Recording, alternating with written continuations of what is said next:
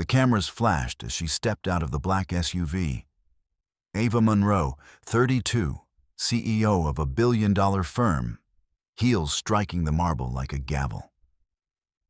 But her sharp gaze snagged on the man standing by the door.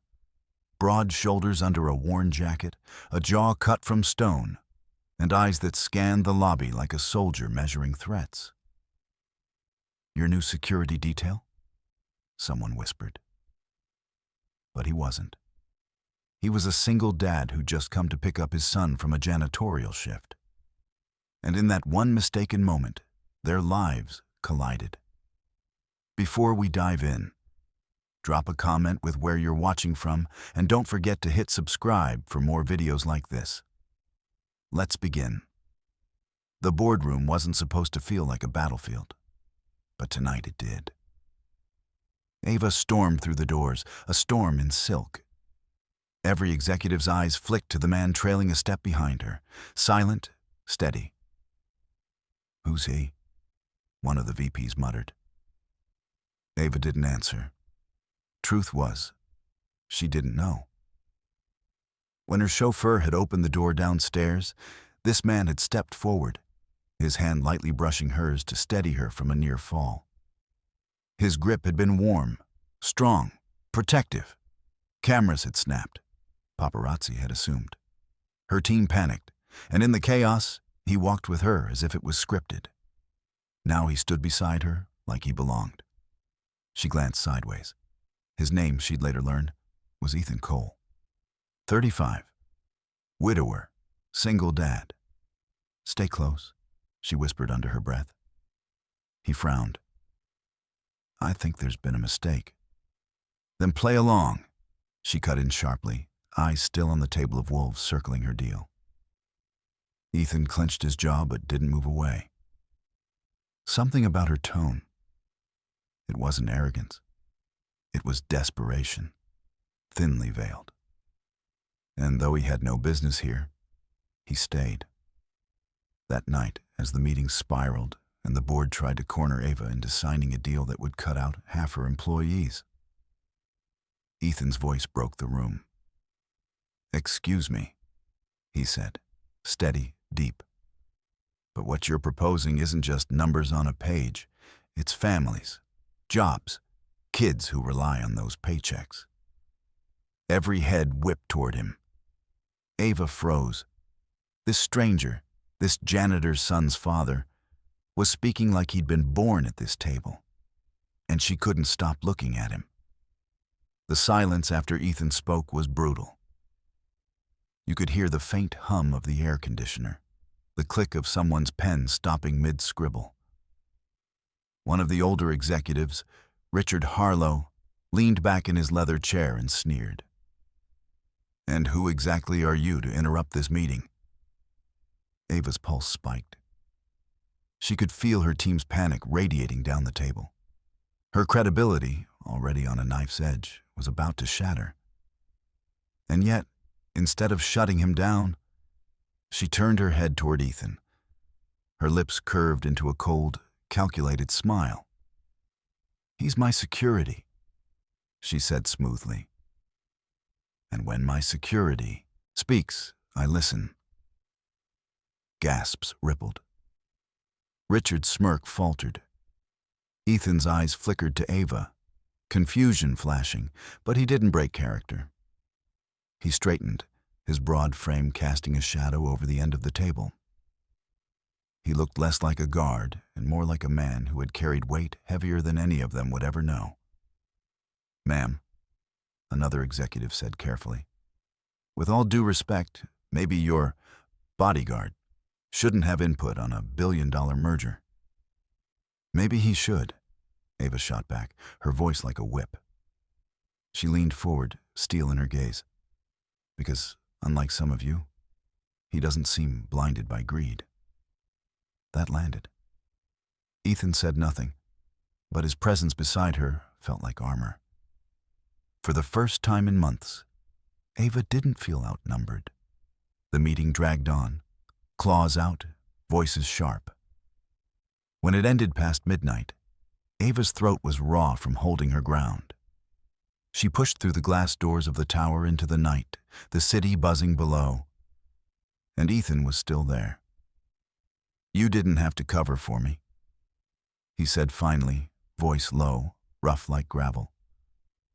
"I didn't do it for you." She stopped by the curb, fixing him with a look that was both tired and dangerous. "I did it because you said what needed to be said." Ethan's jaw flexed. "Look, I'm not a bodyguard. I just came here to pick up my son. He cleans offices on the late shift. Somehow I got dragged into—" "I know." Ava cut him off, surprising even herself. But they don't. Her driver opened the car door, waiting. But instead of sliding in, she turned back to Ethan. There was something about the way he stood, like he'd never asked for anything, but carried everything. "Walk me to the car," she said softly. For reasons he couldn't name, Ethan obeyed. Inside the limo, Ava pressed her forehead to the cool glass. Her pulse still thrummed. Her company was crumbling under wolves in suits, and she had just gambled everything on a stranger's voice. Her phone buzzed. A message from Richard Harlow. "You're reckless, Ava. Don't think your little stunt tonight will save you. Tomorrow, the board votes, and you'll lose." Her chest tightened. She swallowed hard. Then her eyes slid to Ethan, who had refused a ride home but stood on the sidewalk with his hands shoved into his pockets, watching the car pull away. Not for money, not for favor, just making sure she got away safe. She closed her eyes. Why him? Why now? 2 days later, Ethan was scrubbing grease off his hands in the maintenance room when his phone buzzed. A text from an unknown number. "Meet me at the corner of 5th and Lexington. Tonight, 7 p.m. He frowned. Then he remembered her face. CEO Ava Monroe, all fire and steel. He almost ignored it. Almost. But at 7 sharp, he was there. Ava arrived in jeans, hair tied back, looking almost human without the armor of her corporate world. She leaned against a lamppost, arms crossed. "I need your help." Ethan blinked. "You've got the wrong guy. I fix boilers, not boardrooms." "Wrong." She stepped closer, her perfume subtle but sharp. "You're the only one in that room who told the truth. I need someone who doesn't want anything from me. Someone who isn't bought." He stared at her, torn between disbelief and something else he couldn't name.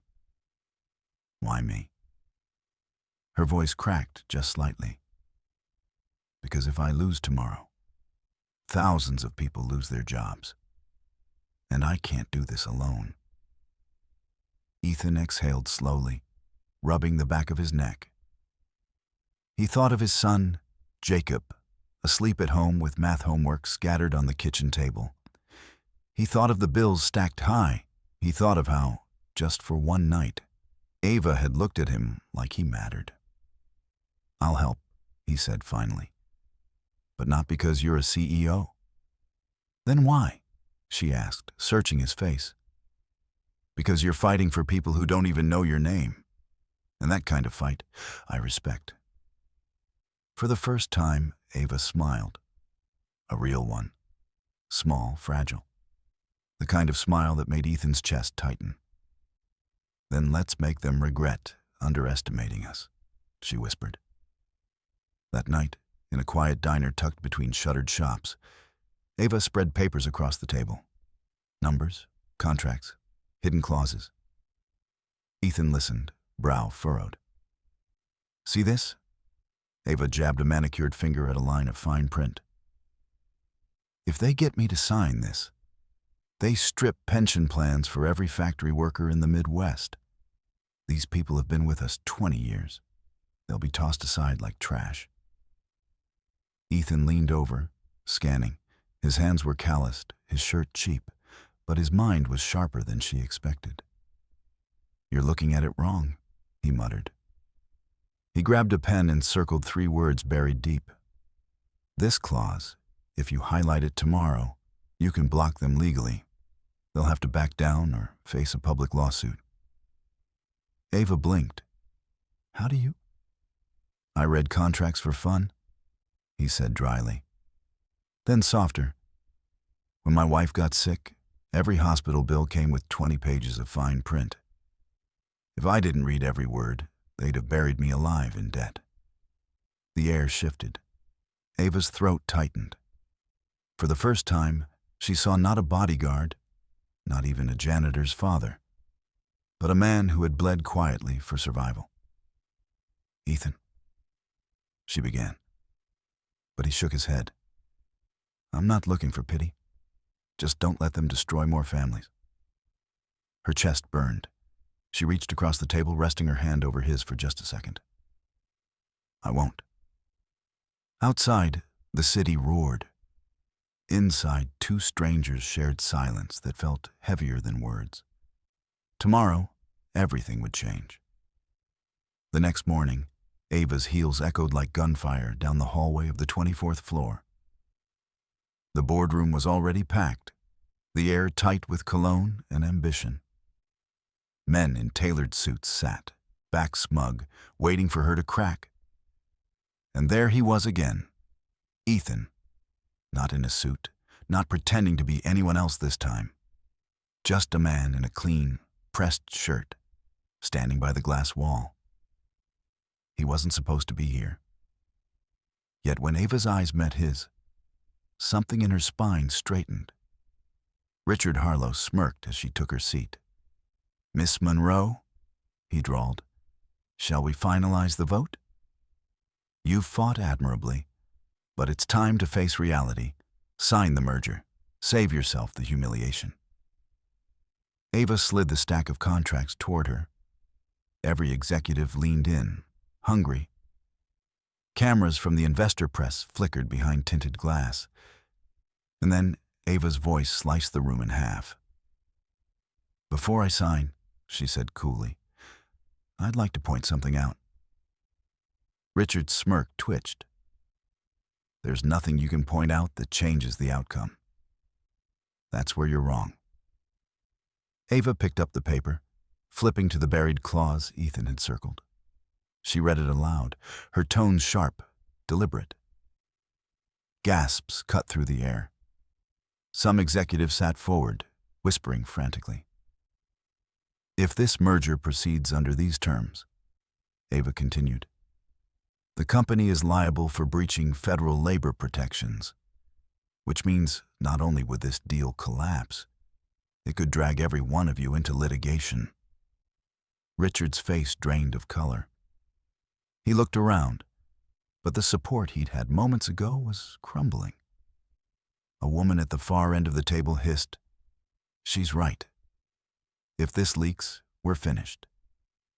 Richard slammed his palm on the table. You think you're clever? His voice cracked with rage. You brought in outside help, didn't you?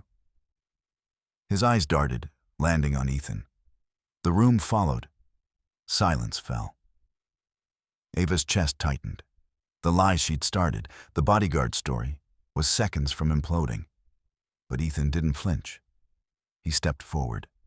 His voice was calm, but carried weight. You don't need to know who I am. You just need to know she won't sign away people's lives. Richard barked a bitter laugh. You? What are you, her pet guard dog? Ethan's jaw flexed. I'm a father, a worker, a man who knows what it means when people like you play games with families' futures. Something shifted. Executives who had been leaning toward Richard now looked uneasy. The press cameras snapped, catching every word.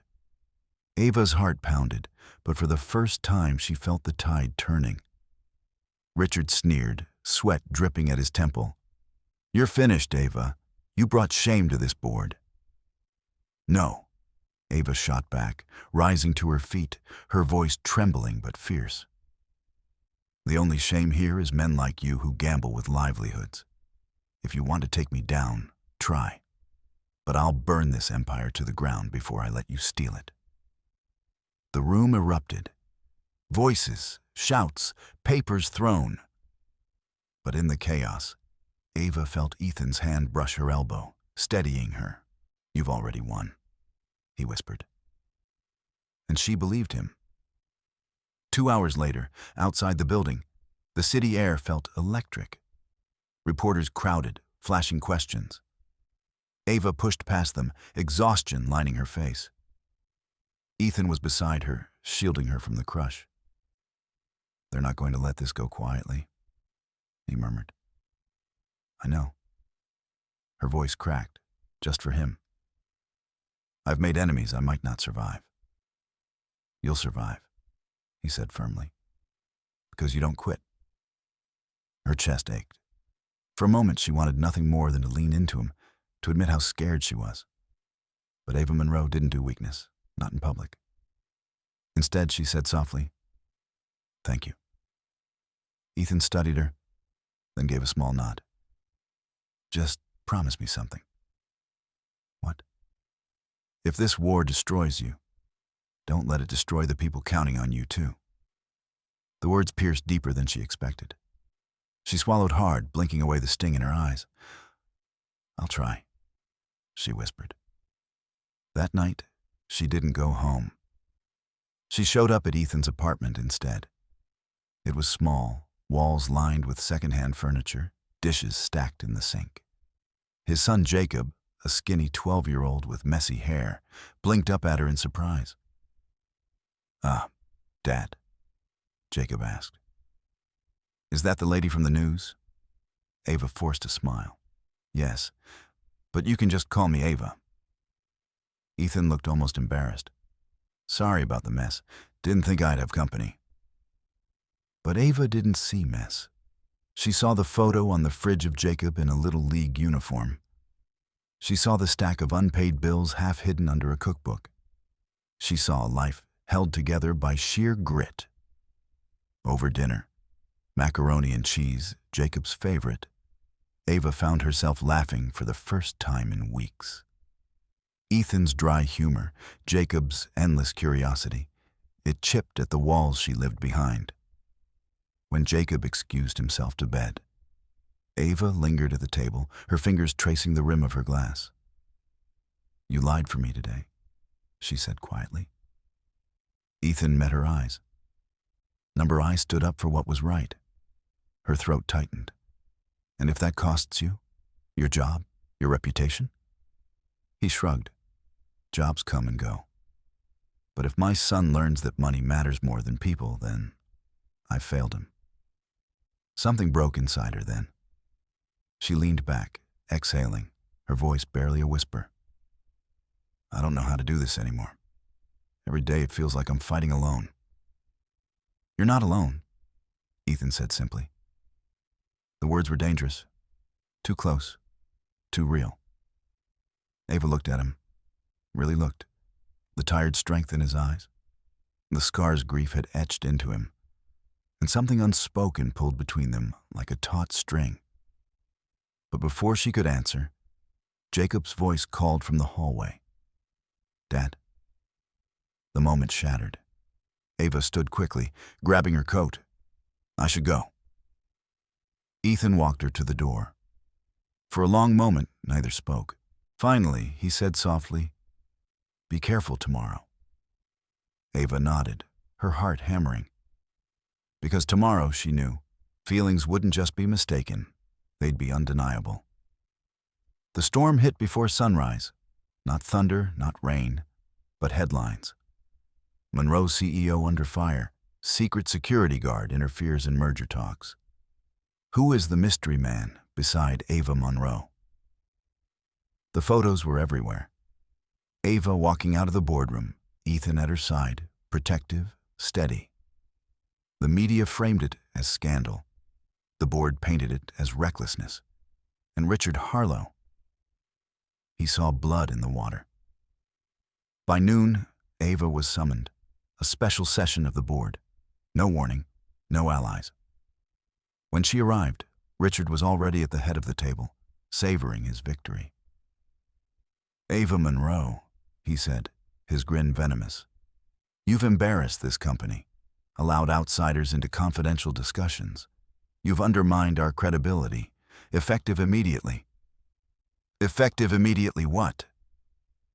The voice cut across the room, low and calm. "Ethan." Gasps rippled. He wasn't supposed to be there. Security had tried to keep him out, but he'd walked through anyway, broad-shouldered, unyielding. Richard sneered.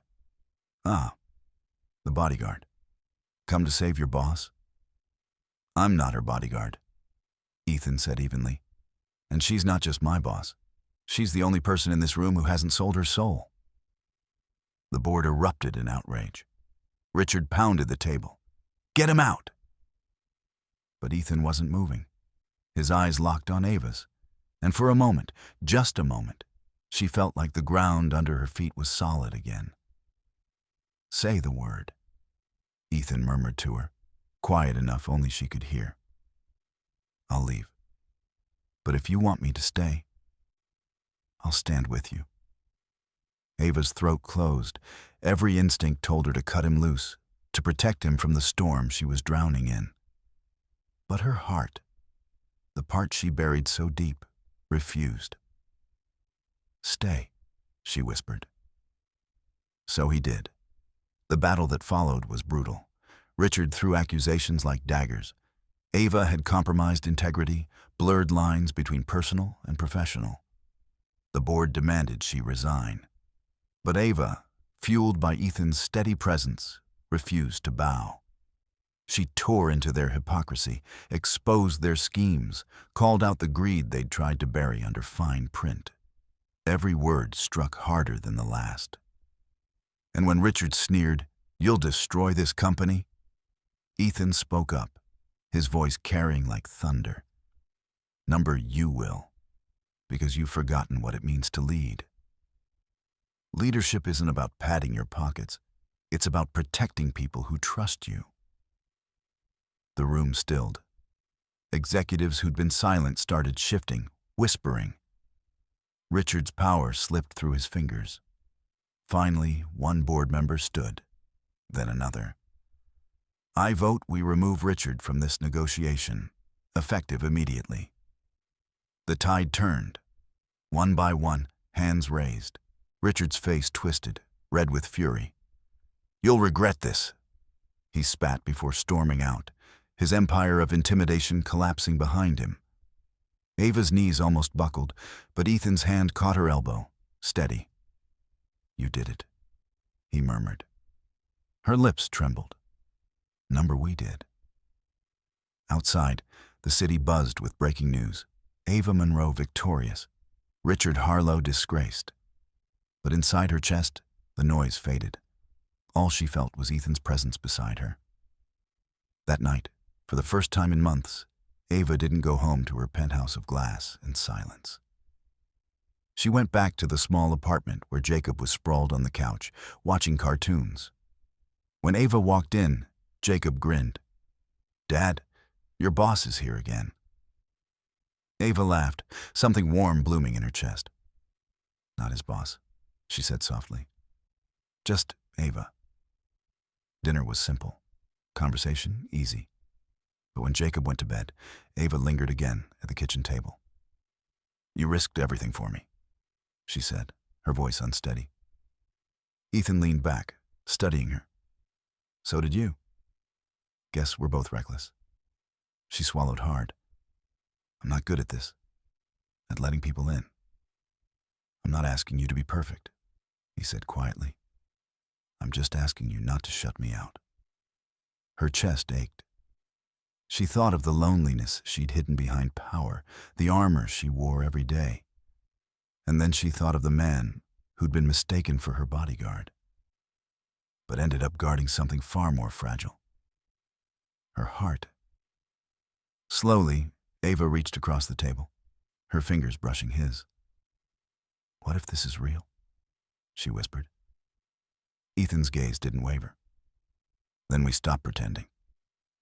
And when his hand closed over hers, strong and certain, Ava knew she wasn't standing alone anymore. Weeks later, headlines had shifted. Richard was gone, Ava stronger than ever. The company stabilized, workers safe. But the photo that went viral wasn't Ava at a press conference, or Ethan standing stoic beside her. It was a candid shot, Ava laughing in a diner booth, Jacob between them with ketchup on his shirt, Ethan sliding a glass of water across the table like it was the most natural thing in the world. No pretense, no titles, no mistaken roles. Just a woman who'd fought alone for too long, a man who'd carried too much in silence. And the moment they finally stopped pretending. Because sometimes, what begins as a mistake becomes the only thing that feels real.